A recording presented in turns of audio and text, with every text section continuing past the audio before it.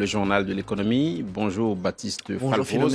L'actualité économique de ce matin reste dominée par l'immense piratage de données chez Yahoo. Oui, si vous avez un compte Yahoo d'ailleurs, Philomé, changez rapidement votre mot de passe. 500 millions de comptes d'utilisateurs sont concernés. Le piratage remonte à 2014. Il pourrait s'agir de l'acte d'un État. C'est en tout cas ce qu'affirme le groupe Yahoo. Ce scandale intervient au moment même où Yahoo doit toujours d'ailleurs être racheté par le géant des télécommunications Verizon. Rappel des faits avec Noémie Roche. Yahoo a fini par l'admettre publiquement. Plus de 500 millions de comptes ont été piratés fin 2014. Le groupe l'assure, les données bancaires des utilisateurs ne seraient pas affectées. Nom d'utilisateur, numéro de téléphone ou encore date de naissance ont en revanche été dérobés. Des données tout aussi précieuses, selon cette journaliste spécialiste d'Internet. Tant que nos données bancaires n'ont pas été piratées, on se dit c'est juste un email et un mot de passe. Qu'est-ce qu'ils peuvent faire avec ça ? Eh bien, ils ont accès à la totalité de votre cercle d'amis et à tous vos contacts professionnels. Ces informations sont revendues sur le Darknet, le réseau virtuel parallèle. L'entreprise accuse une entité probablement liée à un État d'être à l'origine du piratage. Le site Motherboard avait donné l'alerte le 1er août dernier et évoquait 200 millions de comptes compromis en 2012. Mais Yahoo n'avait pas jugé bon de demander à ses utilisateurs de changer de mot de passe. Cette affaire tombe au moment où l'entreprise est sur le point d'être rachetée par Verizon pour plus de 4,3 milliards d'euros. Pour l'heure, l'opérateur téléphonique dit attendre les conclusions de l'enquête. Mais l'aveu de Yahoo pourrait bien faire réviser son prix d'achat à la baisse, voire tout simplement remettre l'opération de rachat en question.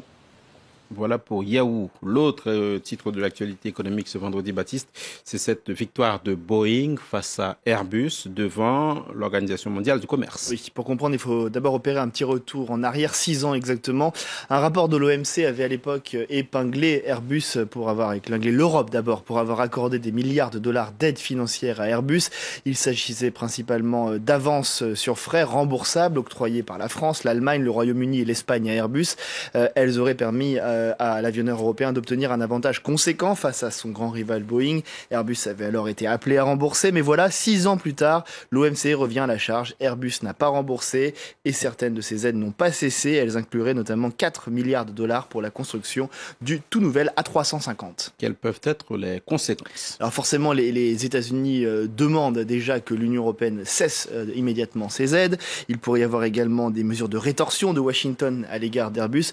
En réalité, tout cela peut prendre beaucoup plus de temps, sera plus compliqué. L'Union européenne a laissé entendre qu'elle ferait appel, même chose pour Airbus. Et puis rappelons qu'à l'inverse également, l'Union européenne a déposé une plainte contre Boeing et contre les États-Unis, les accusant également d'avoir massivement accordé des aides à leurs avionneurs américains. Donc tout cela risque plutôt de se gérer entre États avec certainement un accord négocié à terme. Un coup d'œil sur les marchés. Alors, séance d'accalmie ce matin en Asie sur les marchés. Tokyo, Shanghai, Hang Seng tournent autour de 0 avec un plus bas pour le Nikkei à moins 0,24%. Le plus haut, c'est le Kospi à Séoul à plus 0,09%. Un peu plus tôt, New York avait clôturé en hausse de 0,54%, suivi du Nasdaq. Les marchés guettent en fait de nouveaux indicateurs ce vendredi, notamment ceux de la confiance des consommateurs aux États-Unis ou encore l'indice PMI sur l'activité industrielle en Chine.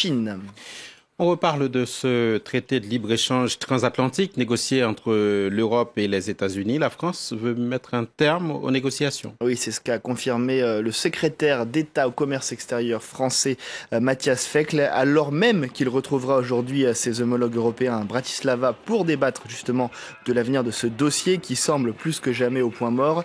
Le ministre autrichien de l'économie de son côté affirme que son pays et la France, alors vous voyez des images de Matthias Fekl côté français, l'Autriche et la France qui pourraient recommencer les discussions, mais sous un nouveau nom.